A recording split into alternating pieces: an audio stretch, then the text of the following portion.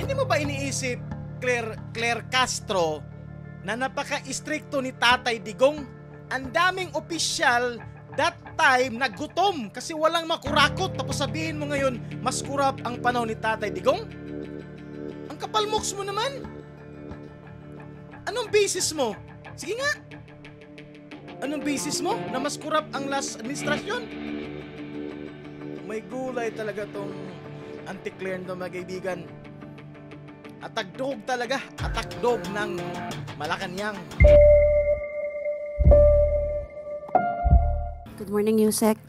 Sabi po ni BP Sara, dapat daw po agad na inaksyonan ng Pangulo yung flood control mess instead na hintayin daw po yung magiging findings ng ICI. And ang sabi po niya, and I quote, kung ikaw, presidente ka, tapos alam mo na kung ano ang nangyayari, makikita mo, based on the budget, kung paano binababo yung pera ng bayan. Mag-aantay ka pa ba ng commission o truth commission o ano pang commission? Okay. Unang-una po, di po natin alam kung kung siya po ba ay matagal na nagstay sa isang kuweba at hindi niya nalalaman ang mga nagaganap at hindi niya nalalaman kung ano yung agarang isinasagawa ng ating Pangulo. Siguro po kakailanganin niya na po ng mataas na grado na salamin or kaya hearing aid para madinig niya. Kasi nga, ang point ni BP Sara, sino bang nagpipirma? Sino bang pumipirma sa budget? Doon pa lang makikita niya na kung may insertion, bakit nag-iba. Lalong-lalo na sa GAA 2025, ang daming mga blank daw doon. Oo, tuloy natin. Kung anuman ang lahat ng ginagawa at mga inuutos ng Pangulo sa mga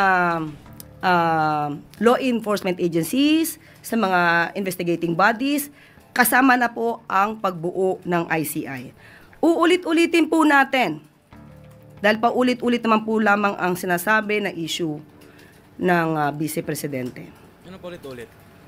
Ang pag-iimbestiga po ay hindi po kailangang isang araw lang. Hindi po naniniwala ang Pangulo sa isang EJK style, walang imbestigahan, libingan ang hantungan. Ang gusto ng Pangulo, tama ba yan? Nasa PCU ka ganun ng mga birada, no? Kakaiba talaga itong mga kaibigan. Tuloy natin. due process.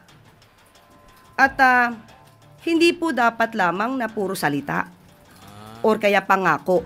Matatandaan natin na may nangako noong nakaraang administrasyon, 3 buwan hanggang 6 na buwan ay masusugpo ang korupsyon. Kita nyo naman, napunta na naman kang Tatay Digong. Iwan ko talaga sa babaeng ito. Kung meron naman pong sistema ang Vice Presidente, kung paano agara masusugpo ang korupsyon na ito, sana po ay hinilig niya na rin po ito at ibinigay sa kanyang ama. Pero bakit hindi kaya? Siguro ito ang dahilan kung bakit hindi rin nasugpo ang korupsyon noong panahon ng nakaraang administrasyon. Bakit? Dahil umamin mismo ang dating Pangulo na siya mismo. Yan yung pronouncement ni Tatay Digong. Well, basahin natin mga kaibigan. Ito po yan ang phrase, kita ba sa screen? Yan, basahin ko na lang So, Senate of the Philippines, press release, July 11, 2017. Duterte, I am also corrupt. Ito yung siya inano ni. In a speech before the Philippine-Chinese Charitable Association, to President Rodrigo Duterte has admitted that he is also a corrupt. Sinabi ni Tatay Digong na pero hindi clear kung ano yung kinurap niya. Alam naman natin si Tatay, mapagbiro. Pero itong mga kritiko, they take it seriously. Ayan. Nakakatawa. Kung isipin natin mga kaibigan, kung totoong corrupt si Tatay Digong, ang dami kayang bumabatikos ka Tatay, media, dilawan. Ba't wala silang naipile na kaso ka Tatay Digong regarding sa sinasabing yan? Kaya minsan maisip talaga natin to si Auntie Claire. Ano ba to? O, tuloy natin. Mismo ay corrupt. Inamin niyang nagnanakaw siya? With that kind of admission, mga kaibigan, maniwala ka na agad? Sino bang magnanakaw na aamin? Yun ang logic dyan eh. Di ba? Katulad sa sinasabi ni tatay na, oh, may pinatay ako. Pero ang tanong, sino? Saan? Ano ang pangalan? Yan ang point dyan. Pero, sinakyan ni Auntie Claire ang pronouncement ni Tatay Digong long time ago, July 11, 2017. Tuloy natin. Pero naubos na. So, ito pong article na to ay 2017. Halos mahigit isang taon na nakaraan bago after siya mangako na 3 buwan hanggang 6 na buwan matatapos ang korupsyon. Sasabihin natin, anong korupsyon? Drugs yun. Kung ano sinabi niya rito, and I quote, "Hindi ako nagmamalinis, marami rin akong nanakaw, pero naubos na. So wala na." End of quote. So, 2017 ito, sana naibigay na rin niya sa kanyang ama kung paano agarang masusugpo ang korupsyon. May gulay. Mami, sana lang po. Mami, namon po ni VP Sara ang Pangulo na mag-conduct po ng lifestyle check sa mga miyembro ng Kongreso. And I quote again, ma'am, sabi po niya, mag-lifestyle check ka na dyan sa mga congressman at sa mga staff nila. Ang dami dyan, may bahay sa abroad. Ano pang investigative body ang kailangan niya? Tama. Talungin natin, may moral ascendancy ba ang Vice Presidente pagdating sa usapin ng korupsyon? Ba't defensive ka? Ba't pabalitos yung sagot mo? Dapat sabihin mo, maganda yung proposal ng Vice Presidente nga tama. I-lifestyle check ang mga opisyal. Anong masama sa sinasabi ni VP Sara? Tapos sabihin mo na, ay wala siyang karapatan nga magsabi niyan kasi marami din siyang issues corruption. Ano nangyari sa babae ito? Ba't hindi ito tinanggal dyan? Nakakahiya. Yang Auntie Claire na yan, naturingang abogado pero mas pasimunang fake news. Mga walang katinututuran ang mga pinagsasabi. Kaya nga, di ba? Anong masama sa sinasabi ni VP Sara na dapat magpa-lifestyle check na sa mga opisyal dyan? Tapos sasabihin niya, may descendancy ba daw si VP Sara magsabi ng ganyan? Wala. Dito mo talaga makita, mga kaibigan, pag usaping Duterte, mainit ang dugo ni Claire.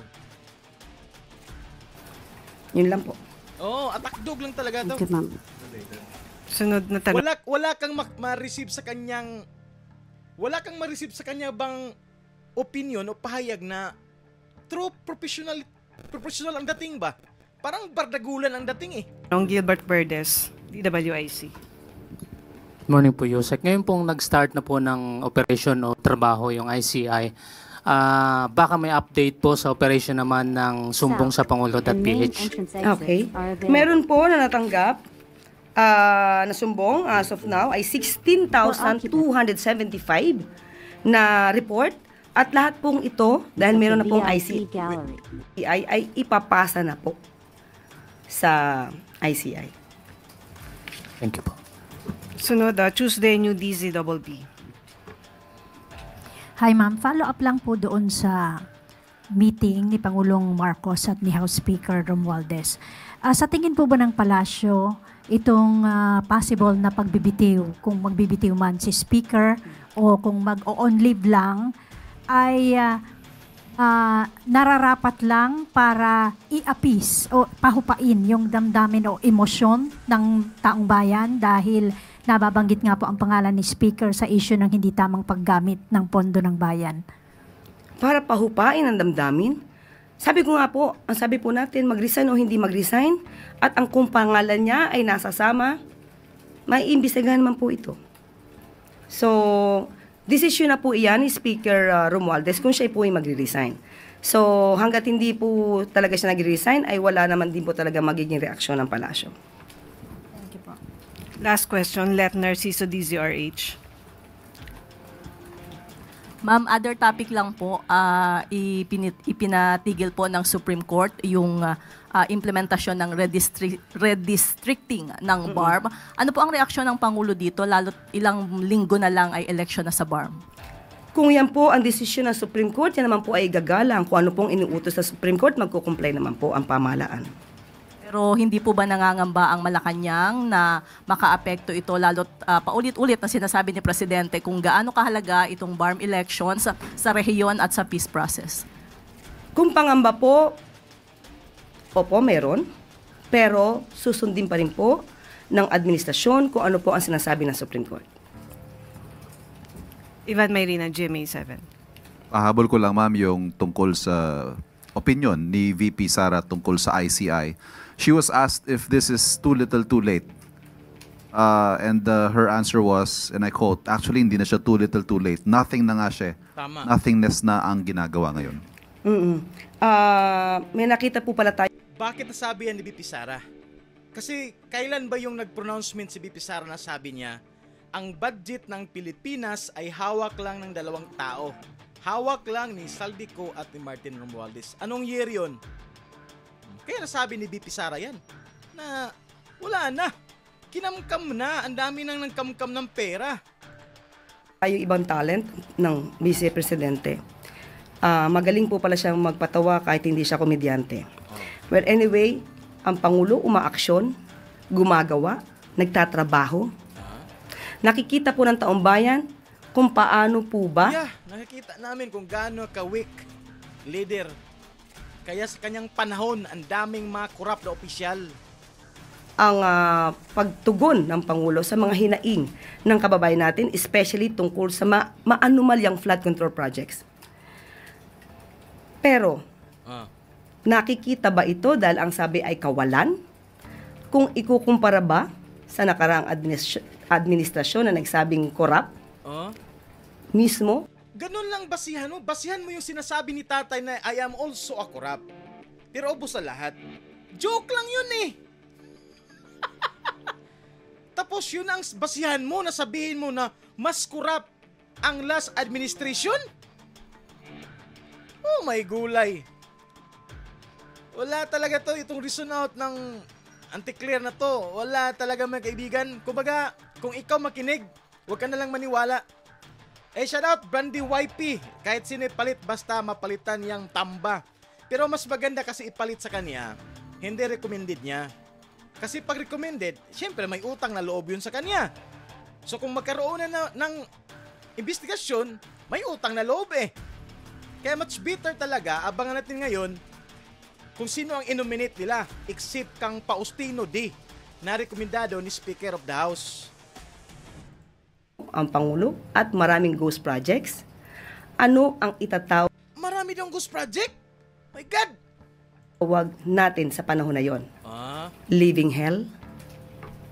Hindi mo ba iniisip, Claire Castro, na napaka-istrikto ni Tatay Digong? Ang daming opisyal that time nagutom kasi walang makurakot, tapos sabihin mo ngayon mas kurap ang panahon ni Tatay Digong? Ang kapalmoks mo naman. Anong basis mo? Sige nga. Anong basis mo na mas kurap ang last administrasyon? May gulay talaga tong anti-clear na mga kaibigan. Atak-dog talaga. Atak-dog ng Malacanang. Biruin mo yun. Ginawang basis niya na how much more daw last administration. Oh my gulay talaga, no? But anyways, yun lang yung pahayag niya. Yun lang yung cut na lang natin.